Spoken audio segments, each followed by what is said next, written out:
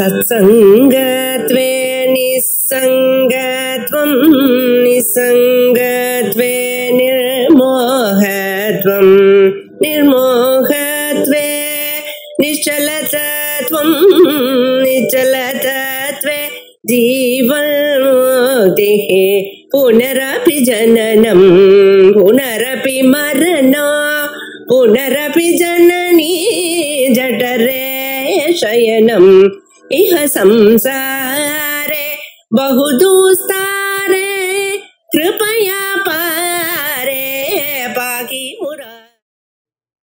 ஆக இந்த ததனன்யத்துவங்கிற இந்த சப்தத்தினாலே இந்த பிரபஞ்சத்துக்கும் பிரம்மத்துக்கும் ஒரு தாதாத்மியம் உண்டுங்கிறதும் நிரூபணமாகிறது. அதே சமயத்தில் பிரித்து பார்க்கும்போது இந்த பிரபஞ்சத்துக்கு மித்யாத்துவங்கிற அர்த்தமும் கிடைக்கிறது. இந்த மாதிரி அனன்யத்துவங்கிற பதத்துக்கு 4 விதமா அர்த்தம் சொல்லலாம்னு இருக்கும்போது சூத்திரக்காரர் என்ன நினைச்சிருக்கார், அதை எப்படி இங்க கண்டுபிடிப்பேன்னு கேட்கிறார். பல பேர் கேட்கிறா, ததனன்யத்துவம்னு சொல்றதுக்கு பதில் அழகா மித்யாத்வம் தன்மித்யாத்வம் ஆரம்பண சப்தாதித்யான்னு ஏதாவது சூத்திரம் பண்ணிருக்க மாட்டாரா சூத்திரக்காரர்? இந்த கேள்வியை நிஜமாவே கேட்டு இருக்கார். இப்படி சூத்திரம் பண்ண தெரியாமலையா அனன்யத்துவம்னு சொல்லியிருக்காரு, இப்படி எல்லாம் அர்த்தம் சொல்றே அப்படின்னு. ஆனால் அவருக்கு பண்ண தெரியும். ஆனால் மித்யாத்வம் ஆரம்பண சப்தாதித்யான்னு சொன்னால் வேற ஒரு அர்த்தம் ஒரு இடத்துல இடிக்கிறது, ஒரு அர்த்தத்தை இதுல சங்கிரகம் பண்ண முடியாமல் போகிறது. மித்யான்னு சொன்னா நம்ம என்ன நினைக்கிறோம்? சாதாரணமா வேதாந்தத்துல பூர்ணமான நல்ல பரிச்சயம் இருந்தால் மித்யா சப்தத்துக்கு அர்த்தம் வேறு. இல்லாட்டா லோகத்துல மித்யா மித்யான்னு சொல்றதை வச்சு பார்த்தோம்னா அந்த மித்யா சப்தத்துடைய அர்த்தமே வேறு. பொய்னா இல்லவே இல்லை அப்படின்னு நினைச்சுக்கிறான். இங்க அப்படி கிடையாது. இந்த இடத்துல சொல்லக்கூடிய மித்யானா இல்லவே இல்லைங்கிறது இல்லை. இல்லவே இல்லை அப்படிங்கிறதுனா முயல் கொம்பு, ஆகாச புஷ்பம் அப்படின்னு சொல்ல, ககன குசுமம், இப்படின்னு ஒரு பதார்த்தமே கிடையாது, அப்பேற்பட்டது கிடையவே கிடையாது. இதுக்குதான் இல்லவே இல்லை, இதுக்கு அசத்துன்னு சொல்லுவார். ஆனால் பிரபஞ்சம் அப்பேற்பட்டது அல்ல. அப்ப இதுக்கு சட்டம் உண்டு, அதுக்கு சட்டம் கிடையாது. இது என்னது? அப்போ இருந்துட்டே இது மிச்சையாக இருக்கு. அதான் விசேஷம் இதுல. அத போல அசத் இல்லை, அதே சமயத்துல இது சத்தும் இல்லை, பிரம்மத்தை போல சத்தானது இல்லை. அதாவது ஞானம் வந்தால் அப்புறம் இல்லவே இல்லைன்னு ஆயிடும். ஞானம் வரத்துக்கு முன்னாடி சத்தியமாக தோன்றக்கூடியது. அதுவும் நல்லா கவனிக்க வேண்டியிருக்கு. சில பேர் என்ன நினைக்கிறான்னா அனித்தியம், பிரபஞ்சம் அனித்தியம்ங்கிறதும் மிச்சைங்கிறதும் ஒண்ணுன்னு பல பேருக்கு பிராந்தி இருக்கு.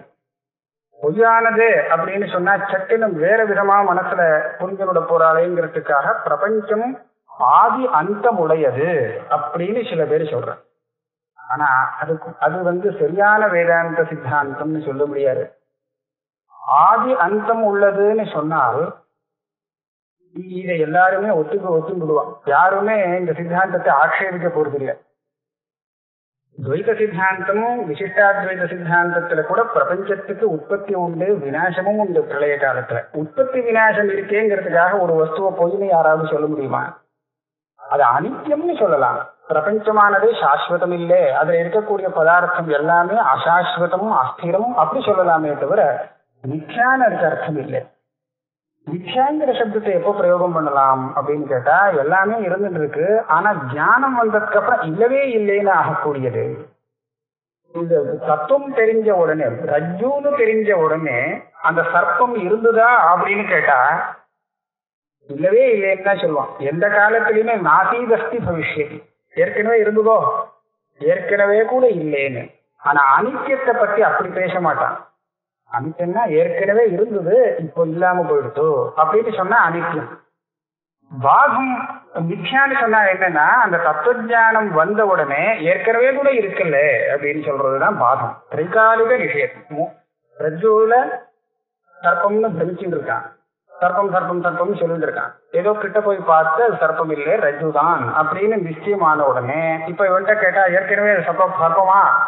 கிடையவே கிடையாது, எனக்கு பிராந்தி அப்படின்னு சொல்லுவான். எப்பவுமே அது சர்ப்பம் இல்லை அப்படின்னு தான் சொல்லுவான். அதுதான் பாகம்ங்கிறது. அனித்தியம்ங்கிறதுக்கும் மித்யாங்கிற சப்தத்துக்கும் இந்த வித்தியாசம் இருக்கு. இதை தெரிவிக்கணும். இதை சூத்திரக்காரர் தெரிவிக்கணும்னு சொன்னா அவருக்கு என்ன சொல்ல வேண்டியிருக்கு? தாதாத்மியம் இருக்கு, அந்த காரியத்துக்கும் காரணத்துக்கும் ஒரு தாதாத்மியம் இருக்குன்னு சொன்னதுலேருந்து இதை தெரிவிக்கிறாராம் சூத்திரக்காரர். ரொம்ப பொய்யானத்துக்கும் நிஜமான தாதாத்மியம் இருக்க முடியாது. சர்ப்பத்துக்கும் ரஜ்ஜுவுக்கும் எங்கேயாவது தாதாத்மியம் இருக்க முடியுமோ? இருக்க முடியாது. ஆனால் அதே மாதிரி ரொம்ப இல்லவே இல்லைன்னு எதை சொல்றோமோ அதுக்கும் ஒரு இருக்கிற பதார்த்தத்துக்கும் ஒரு தாதாத்மியமும் இருக்க முடியாது. ஆனால் இந்த பிரபஞ்சத்துக்கு அதுக்கு காரணமான பிரம்மத்தோடு கூட ஒரு தாதாத்மியங்கிற சம்பந்தம் இருக்கு. அது இருக்கும்போது பிரம்மத்தோடு சேர்ந்தே இருக்கு. பிரம்மத்தோட பிரபஞ்சம் சேர்ந்து இருக்குன்னு யாரு பாக்குறான்னு கேள்வி வரும். அதுக்கு என்னன்னா, பிரபஞ்சம் எல்லாமே இருப்பதாக தெரிகிறது இல்லையா? அஸ்தி அஸ்தி சத்து சத்து சத்துன்னு. அந்த சத்துன்னு சொல்லக்கூடிய அம்சம் ஒண்ணு. இந்த சத்தத்தான் சொல்றது சாந்தோக்கியம். சதேவ சௌமிய இதம் அக்ர ஆசி. ஆக பிரபஞ்சத்துல நாம பார்க்கக்கூடிய அந்த சத்துங்கிற அம்சம் இருக்கே, அது பிரம்மஸ்வரூபம் தான்.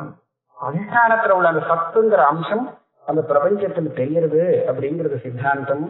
அதனால மித்யாத்வம்ங்கிறது வெறும் அசத்துவம் இல்லை, அதோட சத்துவ கூட அதிஷ்டானத்துடைய சத்தையும் அந்த பிரபஞ்சத்துக்கு உண்டுன்னு தெரிவிக்கிறதுக்காக இந்த சூத்திரத்துல அனன்யத்துவங்கிற பதத்தினாலே நிஜமானது இல்லைங்கிறத சொல்லக்கூடிய ஒரு அர்த்தமும், அதே சமயத்துல பிரம்மத்தோடு அதுக்கு தாதாத்மியம் உண்டுன்னு தெரிவிக்கக்கூடிய இன்னொரு அர்த்தமும், ரெண்டு அர்த்தத்தையும் ததன்யத்துவங்கிற பதத்தினால சொல்ல வேண்டியிருக்கு. இதுக்கு ஹேத்து சொல்றார் ஆரம்பண சப்தாதித்யா. இப்படி நீங்க சொல்றதுக்கு ஏதாவது பிரமாணம் வேண்டாமா? ஹேத்துனா பிரமாணம்னு வச்சுக்கோங்க. பிரம்மத்துக்கும் பிரபஞ்சத்துக்கும் இப்ப ஏற்பட்ட ஒரு சம்பந்தம் உண்டு அப்படிங்கிறது நீங்களா சொன்னா ஒத்துக்க முடியாது. அதுக்கு பிரமாணம் காமிக்கணும். அதுக்கு ஸ்ருதி பிரமாணத்தை காமிக்கிறார் ஆரம்பண சப்தாதித்யா. நேற்று கூட இந்த ஸ்ருதியை எடுத்து ஒரு வியாக்கியானம் பண்ணின. வாசாரம்பணம் விகாரோ நாமதேயம் மிருத்திகேத்தேவ சத்தியம். அங்க வந்தது என்னன்னா, ஒரு வஸ்துவை தெரிஞ்சின்றால் எல்லாம் தெரிஞ்சின்றதாகும்னு சொன்னா அந்த வஸ்து என்ன அப்படின்னு ஒரு கேள்வியை கேட்டார். அப்படி ஒரு வஸ்து இருக்க முடியுமா அப்படின்னு கேட்டா அதுக்கு திருஷ்டாந்தமாக ஒரு 4 திருஷ்டாந்தம் கொடுத்தார். யதா சௌமிய ஏகேன மிருத்பிண்டேன சர்வம் மிருண்மயம் விஜாதம் ஸ்யாத் வாசாரம்பணம் விகாரோ நாமதேயம் மிருத்திகேத்தேவ சத்தியம். இங்க மிருத்திகேன்னு ஒண்ணு வருது, மிருண்மயம்னு ஒண்ணு வருது. மிருண்மயம்ங்கிறது மண்ணால் ஆன பதார்த்தங்கள், கடம் சராவம் இத்தியாதிகள், மண்ணால் ஆன பொம்மைகள் எல்லாமே எடுத்துக்கிறான். இதுக்குதான் மிருண்மயம்னு பேரு. மிருத்திகைங்கிறது அதுக்கு காரணமானது. இந்த ஸ்ருதி என்ன சொல்றது, அந்த மிருத்திகைங்கிறது சத்தியம், ஆனால் அதனுடைய காரியமான பொம்மை எல்லாம் இருக்கே, பானைகள், இதெல்லாம் சத்தியம் இல்லை, இது வெறும் நாமதேயம், பேருதான். பேர் அப்படி வந்ததே தவிர அதுக்காக புதுசா ஒரு வஸ்து வந்ததாக நினைக்க வேண்டாம். மண்ணுதான் சத்து அங்க இருந்துருக்கு. அப்படின்னா இது ஒரு பொதுவான நியாயம். காரணத்துக்கு சத்தை உண்டு, காரியத்துக்கு தனியான சத்தை இல்லை. காரணத்தினுடைய சத்தையத்தான் அந்த காரியம் கிரகிச்சுக்கிறது. அதனுடைய சத்தையை வச்சுக்கினா அது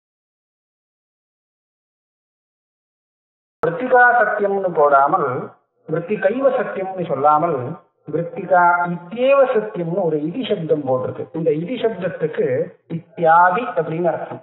இந்த அர்த்தத்திலும் இதி சப்தம் உண்டு. இதி ஹேது பிரகரண பிரகாராதி சமாப்திஷுன்னு கோஷம், அமர கோஷம். பிரகாரம் இத போல அப்படிங்கிற அர்த்தத்தை கொடுக்கறது இந்த இதி. இது ஒரு சும்மா திருஷ்டாந்தம். இத போல மண்ணுக்கு எது காரணமோ அதுதான் சத்தியம். அதை பிடிச்சிட்டோம்னா மண் அசத்தியமாயிடும், இது அதனுடைய காரணம் சத்தியமாகும். இப்படி பார்க்கும்போது அன்னேன சோம்ய சுங்கேன அப்போ மூலமன்விச்ச அத்தியஸ்தோம்ய சுங்கேன தேஜோ மூலமன்விச்ச தேஜசா சோம்ய சுங்கேன சன் மூலமன்விச்ச, இந்த சாந்தோக்கியத்துல சொன்னபடி அதனுடைய காரணம் அதனுடைய காரணம் அதனுடைய காரணம் அப்படி பார்க்கும்போது ஒன்னே ஒண்ணு சத்தியமும், அதுதான் சத்தியம் அப்படிங்கறதுல போய் முடியும். பாக்கியெல்லாம் அதுல இருந்து சத்தைய வாங்கிட்டு சத்தியமாக தோன்றுகிறது அப்படிங்கிறது தான் அந்த சித்தாந்தத்தை சொல்றதுக்காக வந்தது. இந்த ஸ்ருதிய சூத்திரக்காரர் பிரமாணமாக காமிக்கிறார். பிரபஞ்சம் பூர அந்த சத்தோடு நிஜமான காரணத்தினுடைய சத்தையை கொண்டு சத்தை உள்ளதாக இருக்கு. அதனாலதான் அனன்யத்து ஆரம்பண சப்தாதித்யா. ஆரம்பண சப்தாதிபியான ஆரம்பண ஸ்ருதியை எடுத்துக்கிறார். வாச்சாரம்பணம் விகாரோ நாமதேயம்ங்கிற இந்த ஸ்ருதியை எடுத்துக்கிறதுக்காக ஆரம்பண சப்தாதிபியான்னு இந்த விசேஷமா இந்த வாக்கியத்தை சொல்றாரு. ஸ்ருதி பிரமாணத்தை கொண்டு பிரபஞ்சத்துக்கு இந்த மாதிரி சாதாரணம் அதே சமயத்துல மித்யாத்வம் இரண்டும் உண்டுங்கிறத நிரூபணம் பண்ணினார். இதோட சேர்த்து வேற சில பிரமாணங்களும் இதுக்கு சொல்ல வேண்டியிருக்கு. அதுக்காக இதுக்கு மேல் கொண்ட சூத்திரங்கள் எல்லாம் வருது. அவர் என்ன சொல்றார், காரியத்தை காட்டிலும் காரணம், காரியம் காரணம் இது ரெண்டுக்கும் காரியத்தை காட்டிலும் காரணம் வேறானது, ஆனா காரணத்தை காட்டிலும் காரியம் வேறானது இல்லை அப்படிங்கிறத நாம இன்னும் பல பிரமாணங்கள்னால தெரிஞ்சுக்க முடியும். ஒண்ணு, இந்த ஸ்ருதி பிரமாணம் காமிச்சோம், பிரத்யக்ஷத்தினாலையும் தெரிஞ்சுக்க முடியும், அனுமானத்தினாலையும் தெரிஞ்சுக்க முடியும், அர்த்தாபத்தியாலையும் தெரிஞ்சுக்க முடியும். இந்த மாதிரி பல பிரமாணங்கள் மேல காமிக்கிறார் அவர். முதல்ல ஸ்ருதியை காமிச்சாச்சு. இதுல இன்னும் ஒரு ஸ்ருதியும் சேர்த்துக்கலாம்னு சொல்றார். சத்வாச்ச அவரஸ்யன்னு ஒரு இது. இதுல என்ன ஒரு சங்கை வருதுன்னா, இந்த காரியமும் காரணமும் ஒண்ணுங்கிறதுக்கு ஸ்ருதி பிரமாணத்தை காமி அப்படின்னு சொன்னால் நம்ம என்ன சொல்லுவோம்னா, சதேவ சோம்ய இதம் அக்ர ஆசி ஏகமேவ அத்விதீயம் இந்த ஸ்ருதி சத்தின்னு காமிச்சு விடலாம். எப்படி காமிக்கலாம்? இது என்ன சொல்றது, காரணமும் இருக்குன்னு சொல்றதா காரியம் இருக்குன்னு சொல்றதானா காரியமே காரணமாக இருக்குன்னு சொல்லக்கூடிய ஸ்ருதி இது. இது எப்படின்னு கேட்டா, அந்த ஸ்வேதகேதுவுக்கு உபதேசம் பண்ணும்போது இவர் சொல்றார், அக்ரேன்னு சொன்னா இந்த பிரபஞ்சம் உற்பத்தி ஆவதற்கு முன்னால் இந்த பிரபஞ்சமானது சத் ஆசீத் அப்படின்னு சொல்றது. இந்த சத்துங்கிற பதம் காரணத்தை குறிக்கக்கூடிய பதம், இதம் அப்படிங்கிற பதம் காரியமான பிரபஞ்சத்தை சொல்லக்கூடிய பதம். இந்த காரியமான பிரபஞ்சம் உற்பத்தி ஆகிறதுக்கு முன்னாடி காரணமாக இருந்தது, தத்ரூபமாக இருந்தது. பானையானது உண்டாவதற்கு முன்னாடி என்னவா இருக்கும்? மண்ணா இருக்கும். அது போல சத்துன்னு சொல்லக்கூடிய பிரம்மமாக இருந்தது. அது ஒண்ணுதான் ஏகமேவ அத்விதீயம் இருந்ததுன்னு சொல்றது. அப்ப இதுல காரியம் வேறு காரணம் வேறுன்னு இருந்ததுன்னா, அப்ப காரியம் உற்பத்தி ஆகிறதுக்கு முன்னாடி காரணமா இருந்ததுன்னு சொல்ல முடியாது இல்லையா? இதுல இருந்து காரியத்துக்கும் காரணத்துக்கும் தாதாத்மியம் உண்டு, ஒரு தாதாத்மிய சம்பந்தம் உண்டுங்கிறத இந்த ஸ்ருதி பிரமாணமாக காமிக்கிறது. இதை சொல்றதுதான் சத்வாச்ச அவரஸ்ய. அவரம்னு சொன்னா காரியம். இது காரண ரூபமாக உற்பத்தி ஆகிறதுக்கு முன்னாடி இருந்ததாக சொல்றது ஸ்ருதி பிரமாணத்தை காமிச்சார். அடுத்தது பாவேச்சோபலப்தே. இந்த சூத்திரத்துல பாவாச்சோபலப்தேன்னு இன்னொரு பாஷாந்தரமும் உண்டு. இந்த சூத்திரம் என்ன சொல்றதுன்னா, ரெண்டுக்கும் தாதாத்மியம் இருக்குங்கிற விஷயத்துக்கு அனுமான பிரமாணமும் உண்டு, பிரத்யக்ஷ பிரமாணமும் உண்டுங்கிறத சொல்றது.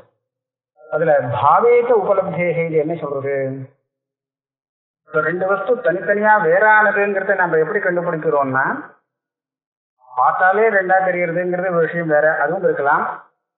ஆனா அதே சமயத்துல ஒரு வஸ்து தெரியாமலே இன்னொரு வஸ்து தெரிகிறது, அந்த வஸ்து தெரியாமலே இது தெரிகிறது அப்படின்னு சொன்னா இது வேற அது வேறன்னு சொல்லுவோம்.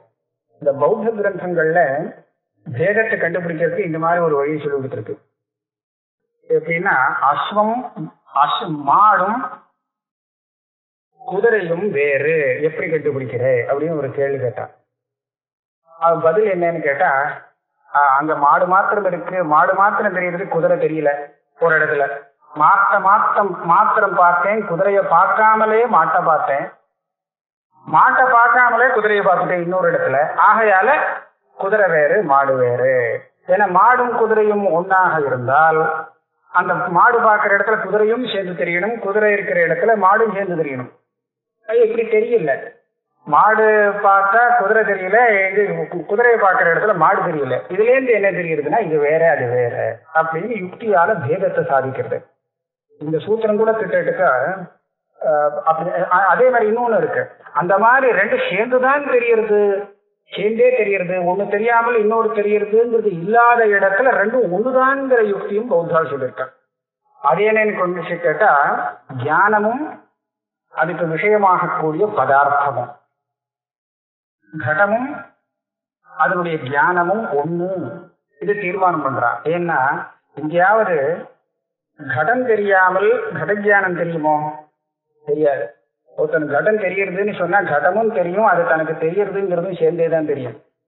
அதே மாதிரி எனக்கு தெரியும்னு தெரியும், ஆனா என்ன தெரியும்னு தெரியாதுங்கிறது அது சொல்ல முடியாது. கடம் என்ன தெரியும்னு சொன்னா ஒரு வஸ்துவோட சேர்ந்துதான் அது தெரியும்.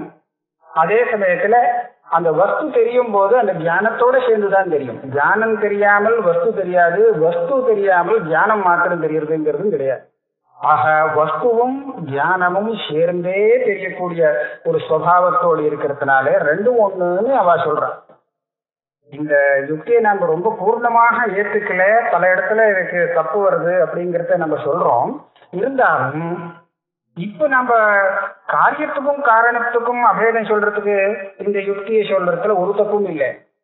எப்படி இதை கண்டிக்கிறான்னு கேட்டா, ஞானமும் விஷயமும் ஒண்ணுன்னு சொல்றியே சேர்ந்தே தெரியறதுங்கிறதுக்காக இப்ப இங்க இருக்கக்கூடிய எல்லா பதார்த்தத்தையும் நம்ம கண்ணால பார்க்கக்கூடிய பதார்த்தங்கள்லாம் எடுத்துப்போம். கண்ணால பார்க்கக்கூடிய பதார்த்தங்கள்லாம் இந்த வெளிச்சம் இல்லாமல் நமக்கு தெரியவே தெரியாது. ஒத்துக்க வேண்டிய விஷயம் தான். கண்ணால பார்க்கிற பதார்த்தம் வெளிச்சம் இல்லாம பார்க்க முடியாது, தெரியாது. ஆனா தெரியும் போது வெளிச்சமும் சேர்ந்து தெரியறது. வெளிச்சத்தை விட்டுட்டு வெறும் பதார்த்தத்தை கண்ணால பார்க்க முடியுமோ? பார்க்கவே முடியாது. நம்ம எந்த வஸ்துவை பார்க்கிறோமோ அந்த வஸ்துவோட சேர்ந்து பொழிச்சுன்னு பிரகாசம் வேற அதோட சேர்ந்தே இருக்கு. அந்த பிரகாசத்தோட சேர்ந்து அந்த வஸ்து தெரியறதுங்கிறதுக்காக நாம அந்த வஸ்துவும் அந்த பிரகாசமும் ஒண்ணுன்னு சொல்ல முடியுமோ? அந்த வஸ்து தெரியறதுக்கு பிரகாசம் ஒரு சாதனம். அது போல இந்த யுக்தியை வச்சுட்டு அபேதம்னு சொல்ல முடியாதுன்னு எனக்கு கண்டிக்கிறான். ஆனால் காரணம் காரியம் இது ரெண்டும் ஒண்ணுன்னு சொல்றதுக்கு இந்த யுக்தி சரியான யுக்தி தான். பல இடத்துல போனாலும் இந்த இடத்துல சரியானதுங்கிறதுல தப்பு இல்லை, சரியானதுதான் இது. அப்படி பார்க்கும்போது அவர் என்ன சொல்றார், மண்ணை விட்டுட்டு பானை மாத்திரம் எங்கேயாவது இருக்க முடியுமா? இருக்கவே முடியாது. மண்ணோட சேர்ந்துதான் பானை இருக்கும், மண்ணோட சேர்ந்துதான் பானை தெரியும். அப்படிங்கிற காரணத்தினாலே மண்ணும் பானையும் வேறானதில்லை. அதாவது காரணமும் காரியமும் ரெண்டுக்கும் ஒரு சாதார்த்தியம் உண்டு, இது வேற அது வேறங்கிறது இல்லை அப்படிங்கிறது சொல்றது முதல் சூத்திரம். இது ஒரு அனுமானம். பாவாச்ச உபலப்தேன்னு இன்னொரு இதுல என்ன சொல்றாருன்னா, இது பிரத்யக்ஷத்தை காமிக்கிறார். நேரையே பார்த்து விடலாமே. ஒரு வஸ்திரத்தை எடுத்து பார்த்தா அந்த நூலும் தான் தெரியுது, இழைகள்லாம் தெரியுது, முழு வஸ்திரமும் சேர்ந்து தெரியுது. இந்த இழைகளை காட்டிலும் அந்த வஸ்திரம் வேறானதாகவா தெரியுது? அதுதான் இப்படிங்கிறது தானே தெரியுது. பானை எடுத்து பார்த்தா மண்ணாவே தானே அந்த பானையும் தெரியுது. ஆக பானைக்கும் மண்ணுக்கும் உள்ள சாதார்த்தியம் பிரத்யக்ஷத்தினாலையும் தெரியுது அப்படின்னு சொல்றது பாவாச்ச உபலப்தேங்கிற சூத்திரம். அதுக்கப்புறம் ஒரு சூத்திரம் வருது, அசத்விபதேசாச்ச. ஆமா, இதுல என்ன இது கேட்டா, சத்துன்னு சுருத்தி சொல்லியிருக்கிறத கொண்டு நீ பிரபஞ்சத்துக்கும் அந்த காரணமான பிரம்மத்துக்கும் தாதாத்மியம் உண்டுன்னு சொல்றியே, அதே ஸ்ருதி அந்த பிரபஞ்சத்தை அசத்துன்னு கூட சொல்லியிருக்கு. அசத்வா இதம் அக்ராசீத் சதேவ சோமேத அக்ராசி சதேவ ஆசீத்னு சொல்லியிருக்கு. அசத்வா இதம் அக்ராசீத்னு சொல்லியிருக்கு. அசத் விபதேசான் நீதிக்கே, நீ சொன்னதெல்லாம் இந்த ஸ்ருதியை ஒத்துக்க முடியாது, இதுக்கு விபரீதமான ஸ்ருதியும் உண்டு அப்படின்னு கேட்டால் இப்ப விரோதத்தை அவசியம் பரிகாரம் பண்ணணும். இந்த கேள்விக்கு பதில் சொல்றேன்னா இவன் சொன்னதெல்லாம் போச்சு, யுக்தியால தானே ஸ்தாபிக்கிறது, அது போச்சு. அதுக்காக அவர் சொல்றார், நான் தர்மாந்தரேன. இந்த அசத்துங்கிற பதத்துக்கு என்ன அர்த்தம்? நீ சொல்ற மாதிரி அசத்துங்கிற அர்த்தமே இல்லை, இது வேற ஒரு கவுனமான பிரயோகம். இது கவுன பிரயோகம்னு சொன்னா அதுல ஒரு விசேஷமான ஒரு தர்மத்தை நினைச்சு நாம சில சப்தங்களை பிரயோகம் பண்ணுவோம். மாணவனை பார்த்து சிம்மம் அப்படின்னு நாம சொன்னோம்னா அதுக்காக இவன் சிம்மமே இல்லையே, எப்படி சிம்மம்னு சொன்னேன் அப்படின்னு கேட்டா நம்ம என்ன சொல்லணும்னா, சிம்மங்கிற அபிப்பிராயத்துல சொல்லல, சிம்மத்துல இருக்கக்கூடிய ஒரு பராக்கிரமம் இவனிடத்துல இருக்கு, ஒரு சௌரியம் இவன்கிட்ட இருக்குங்கிற குணத்தை கொண்டு நான் அந்த மாதிரி பிரயோகம் பண்ணினேன்னு சொல்லணும். இதுக்குதான் கவுன பிரயோகம்னு சொல்லுவான். இப்ப சிம்மத்துவம் அவன்கிட்ட இருக்கு, சிம்மத்தன்மையே சிங்கத்தன்மையே அவன்கிட்ட இருக்கு அப்படிங்கிற அர்த்தம் இல்லை. அதே போல இந்த தர்மாந்தரேன அசத்துன்னு சொல்லப்பட்டது. அது என்ன தர்மாந்தரம்? ஒரு வஸ்து நம்ம சாதாரணமாவே பார்க்கலாம். குலாலன் மண்ணை கொண்டு பானையை நிர்மாணம் பண்றான். அவன் நிர்மாணம் பண்ணினதுக்கு அப்புறம் தான் நம்ம அந்த பானைன்னு சொல்லுவோம். பானை இருக்கான்னு கேட்டா இருக்கு இன்னும் எப்ப சொல்லுவான்? அவன் நிர்மாணம் பண்ணினதுக்கு அப்புறம். அவன் பண்றதுக்கு முன்னாடி பானை இருக்கான்னு கேட்டா இல்லைன்னு தானே சொல்லுவான். இல்ல மண்ணா இருக்கு அப்படின்னு சொல்றது வழக்கம் இல்லை. அதாவது அதனுடைய மண்ணா இருக்குன்னு சொல்லலாம். இந்த நேற்றுக்கு எப்படி இருந்தது இந்த பானைன்னு கேட்டா மண்ணா தான் இருந்தது அப்படின்னு சொல்றது உண்டு. ஆனா பானை இருக்கா அப்படின்னு கேட்டா இல்ல, இன்னும் தயாராகல, நாளைக்குதான் தயாராகும் அப்படின்னு தானே சொல்லுவோம். அப்ப நாம ஒரு வஸ்துவை இருக்கு அப்படின்னு சொல்லணுமானால் அந்த வஸ்து நாம ரூபம்ங்கிற 2 அம்சத்தோடு சேர்ந்து இருக்கணும். அப்பதான் இருக்குன்னு சொல்லுவோம். இந்த 2ல ஒண்ணு குறைஞ்சது, 2மே இல்லை தெரியலேன்னு சொன்னால் இல்லேன்னு நிர்தாட்சண்யமா சொல்லுவோம். அது அந்த 2 ரூபத்திலுமே இல்லைங்கிற மாதிரி நம்மளுடைய எண்ணம். இப்ப என்னாச்சு, இந்த பிரபஞ்சமானது உற்பத்தி ஆகிறதுக்கு முன்னாடி தானே அசத்வா இத மக்ர ஆசீத்னு சொல்றது. அது நம்மளுடைய பேச்சு வழக்கப்படி சொல்றது. பிரபஞ்சங்கள்லாம் இப்ப இருக்கா இல்லையா அப்படின்னு கேட்டா இல்லை அப்படின்னு சொல்றோம். இது லௌகிக விவகாரம். அதாவது வியக்தமான நாமா ரூபம் இது 2ஓடும் சேர்ந்ததாக இருந்தால் சத்துன்னு லோகத்துல விவகாரம் பண்ணுவா. அப்படி இல்லாத பட்சத்துல அது அசத்துன்னு சொல்லிடுவா. இந்த மாதிரி அசத்துன்னு அங்க சொல்லியிருக்கு. அவ்யாக்கிருத நாமரூபம் அப்படின்னு சொல்லுவா. அதனுடைய நாமரூபங்கள் இன்னும் அபிவியக்தி ஆகல, சரியாக ஆகல. அது எப்போ அபிவியக்தி ஆகும்னா அந்த கர்த்தா அதை சிருஷ்டி பண்ணினதுக்கு அப்புறம் தான் அபிவியக்தி ஆகும். அதனால கர்த்தா சிருஷ்டி பண்ணாத அந்த நிலையில் அது அசத்துன்னு சொல்லியிருக்கு. இது சசவிஷானுங்கிற மாதிரி அசத்துன்னு அவர் நினைக்க வேண்டாம். ஆமா, நீங்க அசத்துங்கிற சப்தத்துக்கு வியாக்கியானம் பண்றீங்க இப்படி. ஆனா அசத்துங்கிற சப்தத்துக்கு சசவிஷானம் இதைத்தானே அசத்துன்னு சொல்லுவா. நீங்க உங்க அபிப்பிராயம் தான் இது ஸ்ருதியுடைய அபிப்பிராயம்னு எப்படி சொல்ல முடியும்னு கேட்டால் சொல்றார் வாக்கிய சேஷா. இது என்னுடைய அபிப்பிராயம் இல்லை, அங்கே ஸ்ருதி சொல்றது. எது அசத்வா இத மக்ராசி சொல்லியிருக்கோ அங்கேயே ததோவை சதஜாயத அப்படிங்கிறது. இதுல இருந்து சத்த, அதுக்கப்புறம் அது சத்தானது. அசத்து எங்கேயாவது சத்தாகுமா? நிஜமான அசத்துங்கிற அர்த்தத்தை எடுத்துட்டோம்னா அந்த சசவிஷானம் என்னைக்குமே சத்தாக ஆக முடியாது. ஆனால் உற்பத்தி ஆகாமல் அபிவியக்தி ஆகாமல் இருக்கக்கூடிய வஸ்து அந்த கர்த்தா வேலை செஞ்சு முடிச்ச உடனே அது அபிவியக்த நாம ரூபமாக ஆயிடும், பானையாக வெளியில் தெரிய ஆரம்பிச்சிடும். அப்ப அசத்தானது சத்தானதாக சொல்றது இந்த ஸ்ருதி. இதை விட பளிச்சுன்னு சாந்தோக்கியத்தில் அசதே வேத மக்ராசி அப்படின்னு சொல்லி தத் சதாசி அப்படின்னு சொல்லி எந்த அசத்தன்னு சொல்லப்பட்டதோ அதுவே சதாசி அப்படின்னு சொல்றது. அப்ப அசத்து சத்தானதுன்னு சொன்னாக்க அப்ப என்ன அர்த்தம்? அந்த அசத்துங்கிறது இந்த அசத்து இல்லை, அபிவியக்தி நாமரூப அபிவியக்தி அனபிவியக்திங்கிறத வச்சுன்னு போட்டிருக்கு. அதனால நீ இந்த ஸ்ருதியை விரோதமாக காமிக்காது. அதுக்கப்புறம் யுக்தேகே சப்தாந்தராட்சன்னு இருக்கு. இந்த யுக்தி என்னன்னு கேட்டா இதுல ஒரு சின்ன இது யுக்தி எல்லாம் சொல்ல வேண்டி இருக்கு. பிரமாணம் சொன்னதுக்கு அப்புறம் யுக்தி தேவையான கேள்வி வருது. பிரமாணம் நிரூபணம் பண்ணினதுக்கு அப்புறம் என்ன யுக்தி தேவை? யுக்தி இருக்கு. பிரமாணத்தினால தெரிஞ்சால் கூட யுக்திக்கு விருத்தமாக இருந்தால் நம்பிக்கை வராது. பிரத்யட்சமாக பார்த்தாலும் இவன் ஏற்கனவே வச்சிருக்கிற யுக்திக்கு விரோதமா தெரிஞ்சால் சந்தேகம்தான் வருமே தவிர இது வராதான். அதனால இந்த யுக்தி தர்க்கம்ங்கிறது இருக்கே, இந்த தர்க்கத்துக்கு ரொம்ப கௌரவமான ஸ்தானம் கொடுத்திருக்கா. பிரமாண அனுகிராக தர்க்கா. பிரமாணங்களுக்கெல்லாம் இது அனுகிரகம் பண்ணிட்டு இருக்கு, சகாயம் பண்ணிட்டு. பிரமாணம் தன் வேலையை சரியா பண்ணணும் அப்படின்னு சொன்னால், நிர்தாரணம் நிர்ணயம் பண்ணணும் அப்படின்னு சொன்னால் யுக்தி கூட இருந்தது சகாயம் பண்றது. அதனால பிரமாணானாம் அனுகிராக தர்க்கான்னு சொல்ற. இங்க என்ன ஆகுதுன்னா யுக்தி சிலது வித்தியாசமா வருது. சில பேர் கேட்கிறார், இந்த பிரபஞ்சமும் முன்னாடியும் இருக்கு சுருத்தி சொல்லியிருக்கு, உற்பத்தி ஆகிறதுக்கு முன்னாடியே இருக்குன்னு சொன்னா ஏன் அதனால வரக்கூடிய வேலை எல்லாம் நடக்கல? பானையானது உற்பத்தி ஆகிறதுக்கு முன்னாடி மண்ணாக இருக்கு அப்படின்னு சொல்லிட்டேன்னா ஏன் அந்த பானையால ஜலம் எடுத்துட்டு வர முடியல அப்படின்னு கேட்கறான். எல்லாம் அர்த்தக்கிரியாகாரித்துவம்னு பேரு. அதுக்கு பதில் சொல்ல வேண்டியிருக்கு. அதுக்காக யுக்தி சொல்லி அதுக்கு வேற காரணம் இருக்கு. அந்த நாமரூப அபிவியக்தி வந்தால் அது செய்யக்கூடிய சில வேலைகள் நடக்கும்.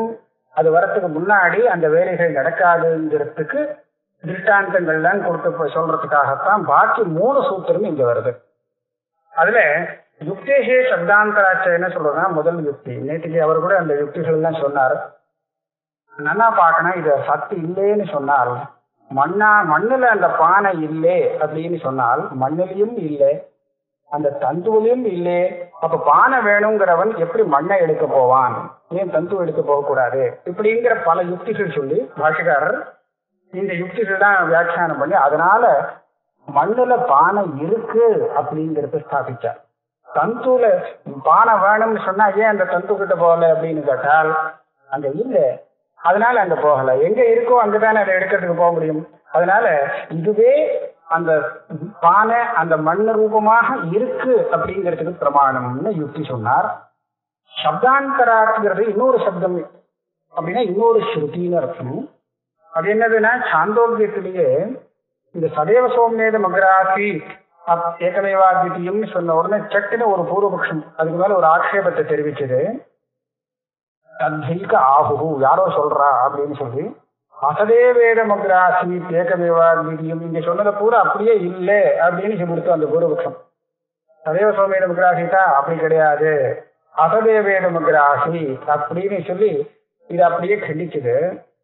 அந்த கண்டனத்தை மறுபடியும் நிராகரணம் பண்றது.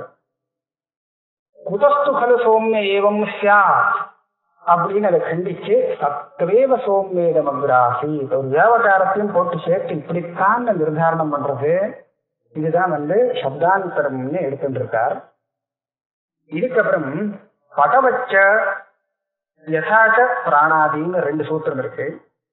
இந்த பகவச்சன்னு சொல்றாலே இது இந்த யுக்திக்கு பதில் சொல்றது. இந்த படம் அந்த காரியங்கள் ஏன் பண்ணல, பானையானது முன்னாடியே அந்த மண்ணில் இருக்குன்னு சொன்னா ஏன் அப்பவே அந்த வேலையை செய்யல அப்படிங்கிற கேள்விக்கு பதில் சொல்றார். இது ரொம்ப சுலபம். இந்த வஸ்திரம் இருக்கே, இந்த வஸ்திரத்தை நல்லா மடிச்சு வச்சிருக்கான்னு வச்சுப்போம். மடிச்சு வச்சிருந்தால் அந்த மடிச்சபடியே அவனால இந்த வஸ்திரத்தை கட்டிக்க முடியுமோ? முடியாது, பிரிச்சாதான் கட்டிக்க முடியும். அதனால மடிச்சிருந்தா அது வஸ்திரம் இல்லை, இது மடிச்சா அது வேற, பிரிச்சாதான் வஸ்திரம் அப்படின்னு சொல்ல முடியுமோ? இல்லை. பிரிச்சாலும் அது வஸ்திரம், மடிச்சிருந்தாலும் வஸ்திரம். ஆனா பிரிச்சிருந்தா தான் அதை கட்ட முடியும், மடிச்சிருந்தா முடியாது, கட்ட முடியாது. அதுக்காக அது வேறன்னு சொல்ல முடியாது. இதுதான் அவஸ்தா பேதம்னு சொல்றது. மடிச்சிருக்கும் அவஸ்தையில் அது இந்த வேலையை செய்ய முடியாது, பிரிச்சிருந்த அவஸ்தையில தான் செய்ய முடியும். அது போல இந்த பிரபஞ்சமானது காரண அவஸ்தையில இருக்கும் போது சில காரியங்களை செய்ய முடியாது, காரிய ரூபமாக அபிவியக்தி ஆனாத்தான் அந்த வேலையை செய்ய முடியும் அப்படிங்கிறத படவச்சங்கிற சூத்திரம் நிரூபணம் பண்றது. யதாச்ச பிராணாதிங்கிறதும் இதே மாதிரி தான். அதுவும் ஒரு இதை சொல்றது. என்ன சொல்றதுன்னா, அது இந்த பிராணாபானம் தியானம், இந்த பஞ்ச பிராணங்கள் இருக்கே, இந்த பிராணங்கள் எல்லாம் பிராணாயாமத்தினால நிரோதம் பண்ணிடுவாளாம். இது இருக்கா வருதுன்னு சொன்னா மடிச்சிருக்கிற அந்த பட்டம் எந்த காரியத்தையுமே செஞ்சு விடாதுன்னு சொல்ல முடியாது. அந்த அனபிவியக்தமா இருந்தாலும் கூட அதை சில வேலையை செய்யும். அதுக்கு இது உதாரணம் பிராணாதீன. பிராணாபானத்தை அந்த யோகியானவன் நிரோதம் பண்ணி இல்லாம பண்ணிடுறான், அதாவது சூக்ஷ்மமா பண்ணிடுறான். இல்லைன்னா இல்லவே இல்லைன்னு இல்லை, இருக்கு. அதனுடைய அந்த கதி இருக்கே ரொம்ப சூக்ஷ்மமாக போய் போய் போய் கடைசியில நிரோதம்ங்கிறதுல நிற்கிறது. இப்ப என்னாச்சு, இந்த பிராணன் இருக்கு ஆனா நிருத்தமாக இருக்கு. இப்ப மூச்சு காற்றை நீங்க எடுத்து பார்த்தீங்கன்னா இல்லை, மூச்சு காற்று இல்லை. பிராணனுடைய வேலை அந்த மூச்சு காற்றாக வெளியில வந்துட்டு போறதுங்கிறது இது அதனுடைய வேலை. இந்த வேலையை அதை செய்யல, அதுக்காக வேலையே செய்யலைன்னு சொல்ல முடியாது. ஏன்னா இந்த சரீரம் ஜீவிச்சுட்டு இருக்கு. அந்த யோகியோடைய சரீரம் ஜீவிச்சுட்டு இருக்கிறதுக்கு காரணம் என்னன்னு கேட்டா அந்த சரீரத்துல பிராணன் இருக்கிறது தான் காரணம். இந்த பிராணன் அந்த சரீரத்துக்கு ஜீவனை கொடுக்கறதுன்றது ஒண்ணு, சஞ்சாரம் பண்றது இன்னொன்னு. இந்த மாதிரி 2 காரியத்துல அந்த சஞ்சாரங்கிற காரியம் அப்ப நின்று போனாலும் ஜீவனத்தை கொடுக்கறதுங்கிற அந்த காரியம் இருக்கு, அது நடந்துட்டு இருக்கு இல்லையா? அதனால அதே போல சத்தாங்கிற காரியம் அப்ப இருக்கு, மற்ற காரியங்கள் இல்லை அப்படிங்கிறத இந்த திருஷ்டாந்தத்தை கொண்டும் சொல்லலாம். இதனால காரியத்தை காரணத்தை காட்டிலும் தனியாக வேறானதுன்னு சொல்ல வேண்டிய அவசியம் கிடையாதுன்னு யுக்தி சொல்றது. இதே சூத்திரங்கள் எல்லாத்துக்கும் பிரம்மானந்த, நான் ரொம்ப சுருக்கமா இந்த இதை சொன்னேன். இந்த சூத்திரங்கள் எல்லாத்துக்குமே பிரம்மானந்த சரஸ்வதி என்ன பண்ணியிருக்காருன்னா, அவர் சூத்திர முக்தாவளின்னு சூத்திரவர்த்தி எழுதியிருக்காரு. அவர் எல்லா புத்தகங்களையும் பார்த்துட்டு கொஞ்சம் சுதந்திரமாவே எழுதுறவர். ஆனா சொல்ற விஷயம் பாஷ்யக்காரர்களுக்கு விரோதமாக இருக்கவே இருக்காது. பாஷ்யக்காரர் ஒரு இடத்துல சொல்ற விஷயத்தை அவர் இன்னொரு இடத்துல இந்த சூத்திரத்துல வச்சுடலாம் அப்படின்பார். இங்கே சொல்ல வேண்டிய என்னன்னு கேட்டா, அவர் என்ன பண்ணினார், இந்த அதிகரணம் முழுக்க முழுக்க எல்லாமே பிரபஞ்சம் மிச்சேன்னு சொல்றதுக்காக வந்தது அப்படின்னு தீர்மானம் பண்ணார். அபேதங்கள்லாம் வேண்டவே வேண்டாம். என்ன சொல்றார், எப்படி இந்த அர்த்தத்துல வித்தியாசம் இருக்குங்கிறதுக்காக சொல்ல பாக்குறேன். தத் அனன்யத்துவம் அப்படின்னு பதம் இருக்க, அனன்யத்துவம், அந்நிய சூன்யத்துவம், அந்நியத்துன்னு ஒண்ணுமே இல்லை. அந்நியத்துனா த்விதீயம் இல்லையா, த்விதீய சூன்யம். அனன்யம் அத்வைதம்ங்கிறது ரெண்டு ஒரே அர்த்தம். தத்து அந்த பிரம்மம், தஸ்ய பிரம்மணா அனன்யத்துவம் அத்வைதத்துவம் த்விதீய ராகித்யம்னு அர்த்தம் அல்ல. அப்போ இருக்கிறது அது ஒண்ணுதான், துவைத்தம் இல்லை, பிரம்மத்தை காட்டிலும் வேறானது இல்லை, அதுதான் ஒண்ணு இருக்கு அப்படின்னு நிரூபணம் பண்றது ததனன்யத்துவம் ஆரம்பண சப்தாதித்யா. பிரம்ம ஒண்ணுதான் இருக்கு அப்படின்னு சொல்லிட்டால் பாக்கியெல்லாம் தெரியறது வெறும் தோற்றம் தான், மித்யா அப்படிங்கிறது தானா சித்திக்கிறதான். அர்த்தாத் ஆக இந்த பிரமாணம் மூலமாக அத்வைதத்தை நிரூபணம் பண்றது இந்த முதல் சூத்திரம். இரண்டாவது சூத்திரம் என்ன பண்றதுன்னு சொன்னா, பிரபஞ்சம் பொய்யானதுங்கிறதுக்கு ஒரு அனுமானத்தை சொல்றதான். பாவே சொல்றாரு. பாவேனா நம்ம பார்க்கக்கூடிய வஸ்துக்கள், இந்த வஸ்துவில எல்லாம் உபலப்தின்னு சொன்னா பார்க்கறதுக்கு அது விஷயமாகிறது, அதாவது திருஷ்யத்துவங்கிற ஹேத்துவை சொல்றான். இதெல்லாம் அத்வைத சித்தியில நிறைய சொல்லுவா, பிரபஞ்சோ மித்யா திருஷ்யத்வா அப்படின்னு சொல்லுவா. இந்த அனுமானத்தை சொல்றதுதான் இந்த சூத்திரம். உபலப்தேகே, பிரத்யக்ஷத்துக்கு விஷயமா இருதே, ஞானத்துக்கு விஷயமா இருதே, விஷயம் ஆகிறதுனாலேயே அந்த வஸ்து பொய்யானது. விஷயமாச்சுன்னா அது பொய்னு சொல்லணுமா சத்துவா சொல்லணுமாங்கிறது வேற, பொய்யானதாக சொல்லணும் அப்படிங்கிறது வேதாந்த சித்தாந்தம். விஷயம் ஆகலேன்னு சொன்னாதான் அது சத்தியம். பாவாச்ச உபலப்தேகே அப்படிங்கிற இடத்துல பிரபஞ்சம் மித்திங்கிறதுக்கு பிரத்யக்ஷ பிரமாணமே இருக்கு அப்படிங்கிறது சொல்றான். பல இடத்துல பாதிக்கப்படுறது. இன்னொன்னு தத்துவம் தெரிஞ்சதுக்கு அப்புறம் பாதிக்கப்படுறது அனுபவ அந்த ஜீவன் முக்தாளுக்கு தெரியறதுங்கிற. நமக்கு தெரியறது நியாயம் இல்லை, ஆனா தத்துவம் தெரிஞ்ச ஜீவன் முக்தாளுக்கு பிரபஞ்சம் பாதிதமாக இருக்குங்கிறது பிரத்யக்ஷமா தெரிகிறது. அது வேற சொன்னார். இந்த தத்வாச்சாவரஸ்யங்கிற சூத்திரத்துக்கு என்ன அர்த்தம் பண்ணார்னா, அவரம்னு சொன்னா தீனம். இந்த பிரபஞ்சமானது இருக்கு, இது அந்த இன்னொன்னு அதிஷ்டானமான பிரம்மத்தினுடைய சத்தைய வாங்கின்ற சத்தை உள்ளதாக தெரிகிறது.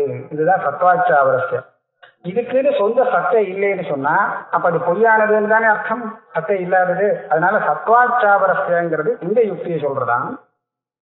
அசங்கபதேசாச்சுங்கிற சூத்திரம் என்ன பண்றதுன்னு கேட்டா, இது நீங்க பிரபஞ்சத்தை மிச்சேன்னு சொல்றேன், மிச்சேன்னு சொன்னா அது சத்தும் இல்லை அசத்தும் இல்லை அப்படின்னு சொல்றேன். ஆனா ஒரு ஸ்ருதி அது அசத்துமே சொல்லி காமிக்கிறது, அப்ப எப்படி மிச்சேன்னு சொல்லலாம் அப்படின்னு கேள்வி கேட்டு, இல்லை அந்த அசத்துங்கிற சப்தத்துக்கு அர்த்தம் வேற. ஏற்கனவே சொன்ன மாதிரி தான் அந்த சூத்திரத்துக்கு அர்த்தம் பண்ணார்.